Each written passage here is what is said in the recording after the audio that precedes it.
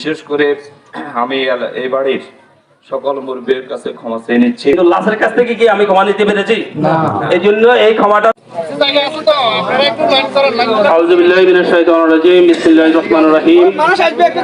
সময় একদম কাছাকাছি এসে গেছে। আমরা সম্মানিত আজকের এই জানাজায় আগত মুসলিম ইসলাম, আত্মীয় স্বজন, সমাজবাসী, আসসালামু আলাইকুম ওয়া রাহমাতুল্লাহি ওয়া বারাকাতুহু। আসলে আমাদের জহির ছেলে তার বাবারও এলাকায় বসবাস করছে, তারও এলাকারই সন্তান। কর্মজীবনের কারণে বাইরে দীর্ঘদিন অবস্থান করার কারণে হয়তো কেউ চিনি, কেউ চিনি না, তারপরে আসলে যোগাযোগের মধ্যে যেটুকু চিনি আসলে আমরা দেখা মতে এটা সহজ সরল ছিল, তঞ্জকে ছিল না। এখন আমরা সময় কমের কারণে এমনি লাশের সামনে বেশি বক্তব্য দরকার নাই। আমি শুধু একটা কথা বলবো, সেটা হলো আমরা এ থেকে শিক্ষা নেওয়া উচিত এটা যে আমি সব জায়গায় বলি, আমরা এই যে ক্ষমা করা আল্লাহর গুণ হিসেবে, আমরা এর কোনো দোষ ত্রুটি আমাদের কাছে ধরা পড়লেও আমাদের জানা মতে কোনো আচার আচরণে তার কোনো বিষয়ে আমাদের কাছে কোনো খারাপ লাগলে আমরা ক্ষমা করে দেব নিজের জন্য, যে আমাদেরকেও আল্লাহ আরেকজনকে দিয়ে ক্ষমা করার ব্যবস্থা করে দেবেন, এই জন্য আমরা ক্ষমা করব। আর এটা মাথা রাখবেন, একজন মুসলমান আরেকজন মুসলমানের সাথে কোনো বিষয়ে বিরোধ থাকতে পারে, বিরোধটা আল্লাহ এবং রাসূলের তরিকা অনুযায়ী 2.5 দিনের মধ্যে সমাধান করে ফেলতে হবে। না হলে পরবর্তীতে আমরা এখন লাশকে সামনে রেখে আমরা ক্ষমা করতেছি, কিন্তু লাশের কাছ থেকে কি আমি ক্ষমা নিতে পেরেছি? না। এই জন্য এই ক্ষমাটার বিষয়ে নিজেদের তেমন রাখতে হবে। আমি কারো প্রতি কোনো রাগক্ষোভ রাখবো না। যদি একেবারে রাগ থাকে 2.5 দিন পর্যন্ত, 2.5 দিনের ভিতরে ক্ষমা করে দেওয়ার ব্যবস্থা করব সবাই। এখন আমি এই লাশকে সামনে রেখে বাড়ির পক্ষ থেকে মুরব্বীরা অনেক আছে, আমি মুরব্বীরা কথা বলতে পারবে না, তাদের ভাই তার বড় ভাই সিরাজকে আমি একটু কথা বলার জন্য অনুরোধ করছি।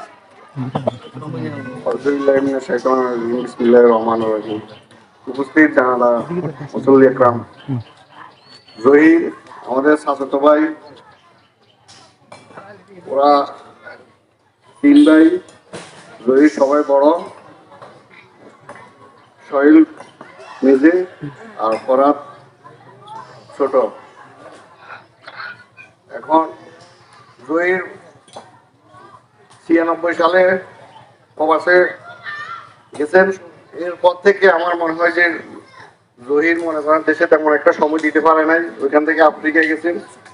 আমার জানা মতে জহির আমাদের চলাফেরার সাথে সাথী এলাকাবাসী যারা চিনে জানে, হ্যাঁ আমার জানা মতে জহির সহনশীলে কারোর সাথে কোনো বেজাল জামিলার মধ্যে কখনো জড়িত ছিল না। হ্যাঁ আমার জানা মতে। তবে জহির মনে করেন কেউ কোনো অন্যায় অপরাধ কারণ কোনো অন্যায় করিয়া থাকে, কোনো কারণে ফোনের মধ্যে কোনো যোগাযোগ থাকিয়ে থাকে, তাহলে তাকে ক্ষমা করে দিয়ে সবাই আমি বাড়ির পক্ষ থেকে বলতেছি। আর তার 3টা মেয়ে, তার মেয়েদের জন্য সবাই দোয়া করবেন, তারা যেন মনে করেন তার বাপের শোকটা ইয়া করতে পারে। এই বলে আমি আমার সংক্ষিপ্ত বক্তব্য শেষ করলাম। আসসালামু আলাইকুম। জি আলহামদুলিল্লাহ। এখন আমি এই তার ছোট ভাই যেহেতু বাড়িতে আছে, একজন ছোট ভাই তো তার সাউথ আফ্রিকা, আর একজন ছোট তার সে বাড়িতে আছে। তো এখন আপনাদের কাছ থেকে ভাইয়ের জন্য সে ক্ষমা চেয়ে নেবে, ভাইকে ক্ষমা করে দিবে, এই নিমিত্তে 2-1টি কথা বলবে। আর জহিরের ছেলে মেয়ে সম্পর্কে তো সিরাজ বলছে, তুমিও ক্ষমা করে দিবে, ভাইয়ের কাছে ক্ষমা চাই নিবে। আসসালামু আলাইকুম ওয়া রাহমাতুল্লাহি ওয়া বারাকাতুহু। এলাকাবাসী, আমার বাড়ির মুরব্বিয়ানগণ, আমার বড় ভাই ছোট ভাই যারা বাড়ির সবাই আছেন, এখানে সমাজের সবাই আছেন, আত্মীয় স্বজন বন্ধু বান্ধব যারা সবাই আছেন। আমার ভাই দীর্ঘ অনেক বছরের বাইরে, আমরা ছোটবেলা থেকে আমার ভাইয়ের, আমি সংক্ষিপ্ত আকারে বলতেছি, আমার ভাইয়ের যদি কারোর সাথে জানা অজানা কোনো ভুল করে থাকে, আপনারা আল্লাহর কাছে আমার ভাইকে ক্ষমা করে দিন। আল্লাহর কাছে আমার ভাইকে ক্ষমা করে দিন। আল্লাহর কাছে আমার ভাইকে ক্ষমা করে দিন। আর যদি কেউ কোনো লেনদেন পাওনা থাকেন, তাহলে মনে করেন যাই আমার সাথে যোগাযোগ করবেন, ওই জন্য আজকে যোগাযোগ করতে পারেন। আসসালামু আলাইকুম ওয়া রাহমাতুল্লাহি ওয়া বারাকাতুহু। আসলে এই সংসারের সব বিষয়ের মধ্যে জড়িত থাকার কারণে ওনার কাছ থেকে 2-1 মিনিট একটু কথা বলি আর উনি ক্ষমা চেয়ে নেবেন, এরপরে জানাজা হবে। জানাজা আমাদের খতিব সাহেব আসার কথা, এখনো উনি ঘুরে আছে, আমাদের বাজিগান ইমাম সাহেব এই জানাজা পড়াবেন। আউযু বিল্লাহি মিনাশ শাইতানির রাজিম। বিসমিল্লাহির রহমানির রহিম।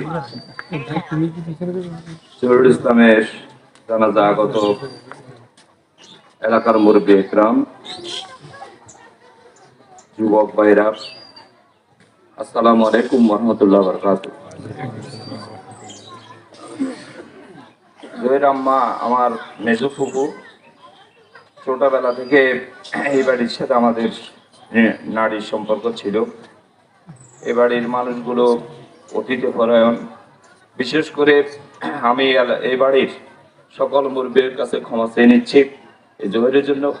ছোটবেলা থেকে সে বিদেশ চলে গেছে, আমার ফুফুও মারা গেছে, ফুফুও মারা গেছে।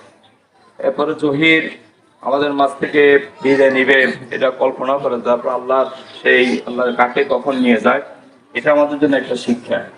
আমরা যারা এখানে উপস্থিত হয়েছি, আমাদেরকে এই কফিন থেকে শিক্ষা নিতে হবে, আমাদেরকে একদিন চলে যেতে হবে। আমাদের ভিতরে যত হিংসা বিদ্বেষ থাকুক না কেন, আমরা সবগুলোকে ভুলে গিয়ে আমরা মুসলমান হিসেবে নিজের ভিতরে যত খারাপ কাজ অন্যায় কাজ থাকুক না কেন আমরা নিজেরা করব না, সব সময় মানুষদেরকে ভালো কাজের আদেশ দিব, খারাপ কাজ থেকে বিরত থাকার চেষ্টা করব। আর আমি বাংলাদেশ জামাত ইসলামী উপজেলা সেক্রেটারি হিসেবে মরহুমের পরিবারের প্রতি গভীর সমবেদনা পেশ করছি। এবং পাশাপাশি যে 3 জন মেয়ে আছে, বড় মেয়েকে আমরা বিয়ে দিয়েছি, মেজো মেয়ে মেট্রিক পরীক্ষা দিবে, ছোট মেয়ে 2 বছর।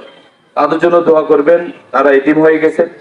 বিশেষ করে এলাকার এই বাড়ির যারা আছেন তারা খোঁজ খবর নেবেন, আমরা চেষ্টা করবো ইনশাল্লাহ তাদেরকে সহায়তা করার জন্য। এবং আমি জহিরের জন্য সবার কাছে আবারও ক্ষমা চেয়ে নিচ্ছি, কারণ মানুষ ভুলের ঊর্ধ্বে নয়, ভুল করতে পারে, কথা দিয়ে লেনদেন দিয়ে ব্যবহার দিয়ে অনেক কিছু মানুষ আদায় করতে পারে। যেহেতু দীর্ঘদিন বাইরে ছিল, আবুধাবিতে ছিল দীর্ঘদিন, এরপর আফ্রিকা চলে গেছে। আফ্রিকা যাওয়ার পরে তো আমাদের সামনে আজকে লাশ হয়ে এসেছে। আমি আপনাদের সবাইকে আমাদের পরিবারের পক্ষ থেকে, আত্মীয়স্বজনের পক্ষ থেকে সবার কাছে ক্ষমা চেয়ে নিচ্ছি।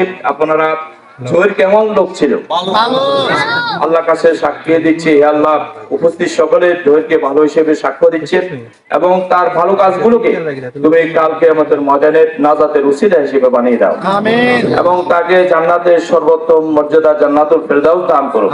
সে 5 ওয়াক্ত নামাজ পড়তো এবং সে নামাজ পড়তো, যখনই নামাজের সময় হতো আমার সাথে যতদিনই দেখা হতো আগে নামাজের কথা বলতো। এই জন্য আমি মনে করবো সে একজন জান্নাতি মেহমান হিসেবে, আল্লাহ যেন তাদেরকে জান্নাতি মেহমান হিসেবে কবুল করে নিন সকলের। আমি কথা বলে বিদায় নিচ্ছি। আসসালামু আলাইকুম ওয়া রাহমাতুল্লাহ।